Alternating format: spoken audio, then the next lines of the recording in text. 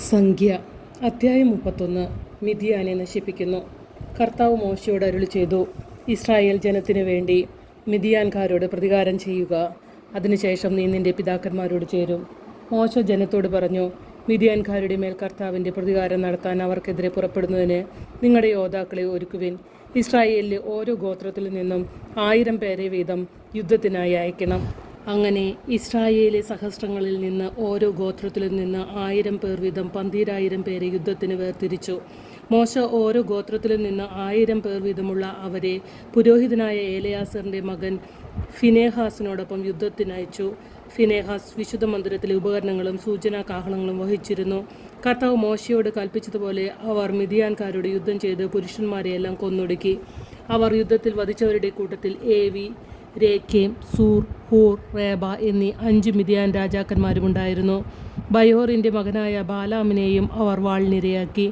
ഇസ്രായേലിൽ മിദ്യാൻ സ്ത്രീകളെയും കുഞ്ഞുങ്ങളെയും തടവുകാരാക്കി. കന്നുകാലികളെയും ആട്ടിൻപറ്റങ്ങളെയും സമ്പത്തൊക്കെയും കൊള്ളവസ്തുവായി എടുത്തു. അവർ വസിച്ചിരുന്ന എല്ലാ പട്ടണങ്ങളും താവളങ്ങളും അഗ്നിക്കിരയാക്കി. കൊള്ളവസ്തുക്കളും മനുഷ്യരും മൃഗങ്ങളും അടങ്ങിയ എല്ലാ കവർച്ച മുതലും അവർ എടുത്തു. പിന്നീട് തടവുകാരെ കൊള്ളവസ്തുക്കളോടൊപ്പം ജെറീക്കോയുടെ എതിർവശത്ത് ജോർദാൻ അരികെയുള്ള മൊവാബ് സമതലത്തിലെ പാളയത്തിലേക്ക് മോശയുടെയും പുരോഹിതനായ ഏലയാസറിൻ്റെയും ഇസ്രായേൽ സമൂഹത്തിൻ്റെയും അടുക്കലേക്ക് കൊണ്ടുവന്നു.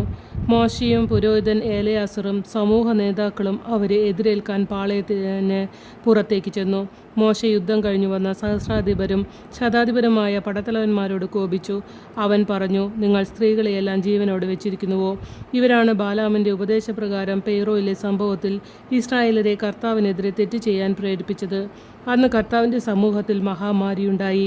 അതിനാൽ സകല ആൺകുഞ്ഞുങ്ങളെയും പുരുഷനെ അറിഞ്ഞ സ്ത്രീകളെയും വധിക്കുക. എന്നാൽ പുരുഷനെ അറിഞ്ഞിട്ടില്ലാത്ത പെൺകുട്ടികളെ നിങ്ങൾക്കായി ജീവനോടെ സൂക്ഷിച്ചുകൊള്ളുക. നിങ്ങൾ 7 ദിവസം പാളയത്തിന് പുറത്ത് താമസിക്കണം.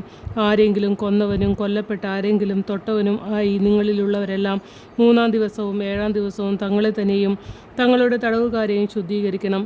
വസ്ത്രങ്ങളും തോൽ, കോലാട്ടിൻ രോമം, തടി ഇവ കൊണ്ട് നിർമ്മിച്ച സകല വസ്തുക്കളും ശുദ്ധീകരിക്കണം.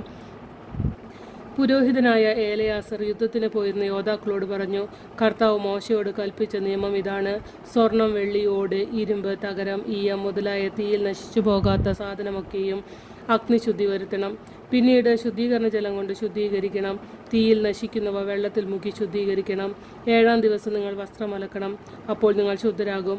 അതിനുശേഷം നിങ്ങൾക്ക് പാളയത്തിലേക്ക് വരാം. കൊള്ള മുതൽ പങ്കിടുന്നു. കർത്താവ് മോശയോട് അരുളി ചെയ്തു, നീയും പുരോഹിതനായ ഏലയാസറും സമൂഹത്തിലെ ഗോത്ര നേതാക്കളും കൂടി കൊള്ളയായി പിടിക്കപ്പെട്ട മനുഷ്യരുടെയും മൃഗങ്ങളുടെയും കണക്കെടുത്ത് അവയെ യുദ്ധത്തിന് പോയി യോദ്ധാക്കൾക്കും സമൂഹത്തിനുമായി 2ആയി ഭാഗിക്കുക.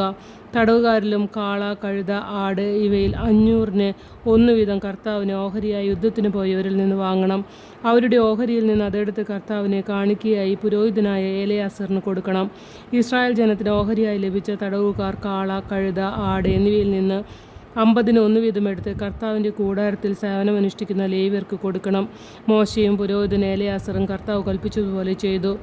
യോദ്ധാക്കൾ കൈവശപ്പെടുത്തിയ കൊള്ള മുതലിൽ അവശേഷിക്കുന്നവ ഇവയാണ്: 6,75,000 ആടുകൾ, 76,000 കാളകൾ, 61,000 കഴുതകൾ, പുരുഷനെ അറിയാത്ത 30,000 സ്ത്രീകൾ. യുദ്ധത്തിന് പോയവരുടെ ഓഹരിയായ പകുതിയിൽ 3,37,500 ആടുകളുണ്ടായിരുന്നു. അതിൽ കർത്താവിൻ്റെ ഓഹരി 675, കാളകൾ 36,000. അതിൽ കർത്താവിൻ്റെ ഓഹരി 72, കഴുതകൾ 30,500. അതിൽ കർത്താവിൻ്റെ ഓഹരി 61, തടവുകാർ 16,000. അതിൽ കർത്താവിൻ്റെ ഓഹരി 32. കർത്താവ് കൽപ്പിച്ചതുപോലെ അവിടത്തേക്ക് കാഴ്ച സമർപ്പിക്കാനുള്ള ഓഹരി മോശ പുരോഹിതനായ ഏലയാസറിന് കൊടുത്തു. യുദ്ധത്തിന് പോയവരുടെ ഓഹരിയിൽ പെടാതെ ഇസ്രായേൽ ജനത്തിനുള്ള ഓഹരിയായി മോശ മാറ്റിവെച്ച പകുതിയിൽ 3,37,500 ആടുകളും 36,000 കാളകളും 30,500 കഴുതകളും 16,000 തടവുകാരും ഉണ്ടായിരുന്നു. ഇസ്രായേൽ ജനത്തിനുള്ള ഓഹരിയിൽ നിന്നും തടവുകാരെയും മൃഗങ്ങളെയും 50-ന് 1 വീതം കർത്താവ് കൽപ്പിച്ചതുപോലെ മോശ അവിടുത്തെ കൂടാരത്തിൽ സേവനമനുഷ്ഠിക്കുന്ന ലേവ്യർക്ക് കൊടുത്തു. പിന്നീട് സൈന്യസഹസ്രങ്ങളുടെ നായകന്മാരായിരുന്ന സഹസ്രാധിപന്മാരും ശതാധിപന്മാരും മോശയുടെ അടുക്കൽ വന്നു. അവർ അവനോട് പറഞ്ഞു, നിന്റെ ദാസരായ ഞങ്ങൾ ഞങ്ങളുടെ കീഴിലുള്ള യോദ്ധാക്കളെ എണ്ണി നോക്കി.